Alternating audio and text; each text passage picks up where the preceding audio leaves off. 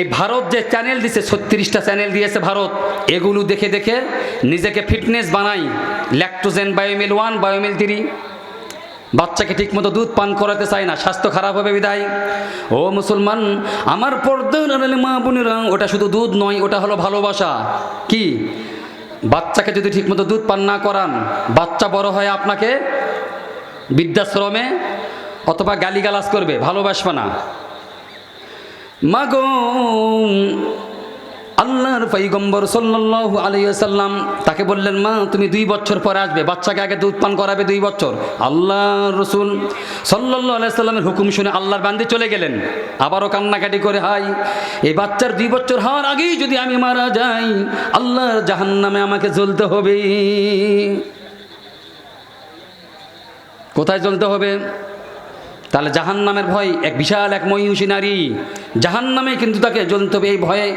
2 বছর পর, আমি কথা সংক্ষেপে বলতেছি, আল্লাহ রসুলের দরবারে এসে হাজির। কিতাবে লেখছে, তাফসীরে আসছে, হাতের মধ্যে একটা দিয়েছে রুটি। 2 বছর বাচ্চাকে বলতেছেন, আরে বাচ্চা, ওই যে বসে আছে একটা মানুষ, ও সাধারণ কোনো মানুষ নয়, উনি হলেন এই জামানার সবচেয়ে বড় নবী, আল্লাহর নবী। চলে যাও, ইয়া রাসূলুল্লাহ, ইয়া হাবিবাল্লাহ, আপনি আমাকে শাস্তি দিন।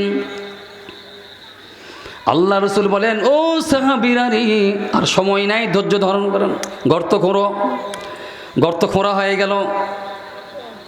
একটা মানুষকে কতক্ষণ পাথর মারলে মানুষটি মারা যায়? চিন্তা করেন, পাথর মারতে মারতে মারতে মারতে দুনিয়া থেকে বিদায় নিয়ে চলে গেলেন আল্লাহর বান্দি। এক সাহাবী কাছে থেকে একটা পাথর যখন জোরে মারছে, রক্তের কিছু ফুলিহান, ফিঙ্কি দিয়ে কিছু রক্ত তার জামায় এসে পড়েছে। জামাই যখন পরে চিল্লাচিল্লি শুরু করছে, ইয়া রাসূলুল্লাহ, ইয়া হাবিবাল্লাহ, এই বিষাক্ত জিনাকার মহিলার রক্ত আমার শরীরে লাগে, আমার গলা নাপাক হয়ে গেল। আল্লাহর রাসূল বলেন, চুপ করুন। ও সাহাবী, এই আল্লাহর বান্দি যে তৌবাটা করেছে, এই রকম তৌবা যদি গোটা মদিনাবাসীকে 70 জন মানুষকে ভাগ করে দেওয়া যায়, গোটা 70 জন মানুষের বেহেশতে যাওয়ার জন্য যথেষ্ট হইবে।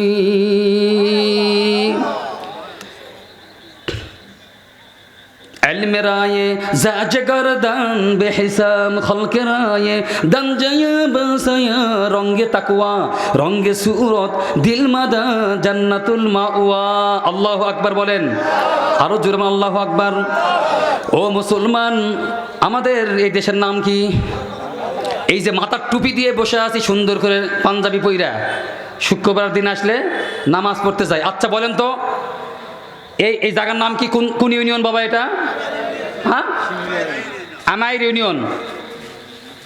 এই আমাইর ইউনিয়নে 5ই আগস্ট 2024 সাল দেখছেন তো সবাই নাকি?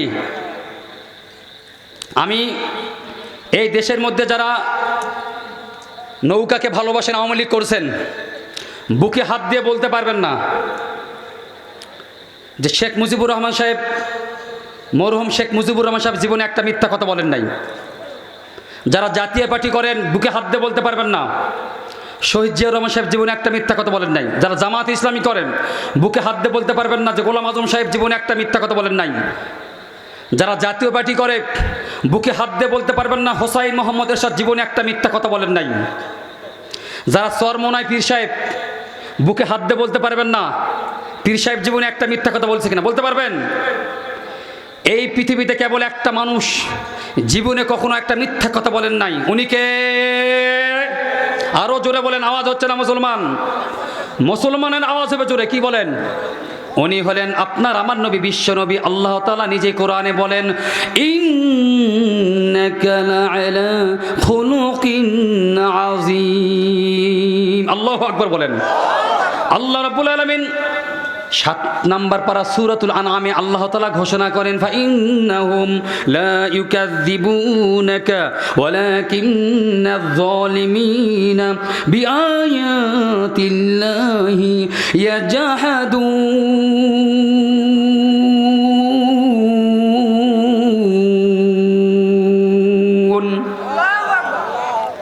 ও মুসলমান, এই নবী সেই নবী, সাধারণ কোনো নবী নয়।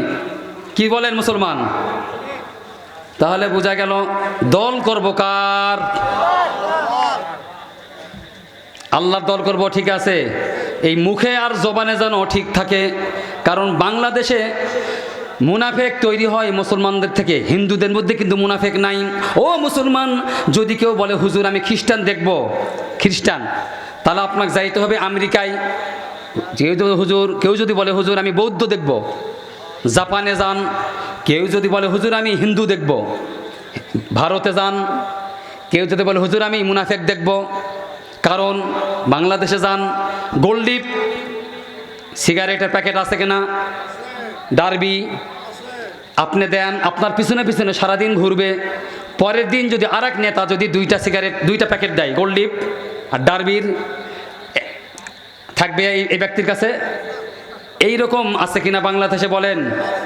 এই জন্য এই কিছু মুনাফিকি মুসলমানের কারণে টুপিওয়ালা, এই কিছু গোমরা টুপিওয়ালা ছিল 1947 সালের আগে, আরও আগে আমাদের এই বাংলাদেশে তখন শাসন করতো রাজা গৌর গোবিন্দ। কি নাম? এ দেশটা তখন ছিল হিন্দু খ্রিস্টানে ভরা।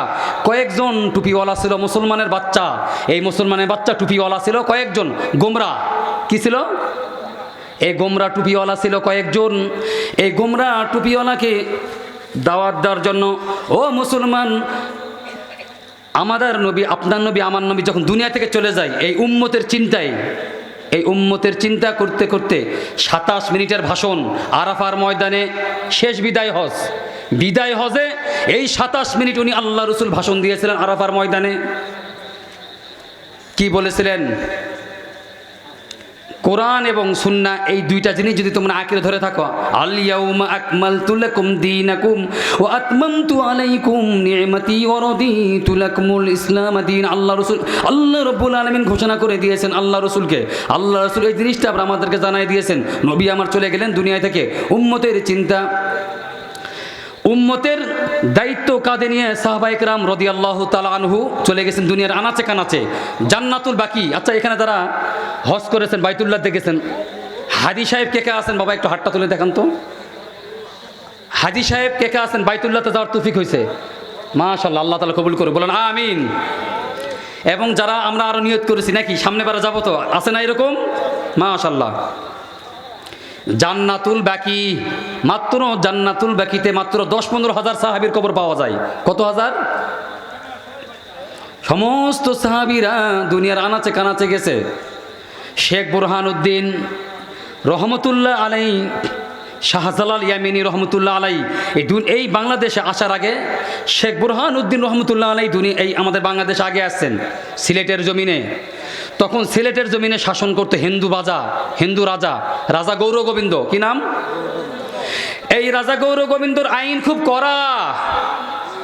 গোমাতা, গরু পালন করতে পারবে, গরুর দুধ খাওয়া যাবে, কিন্তু গরু জবাই করলে বিনা হিসাবে ফাঁসি।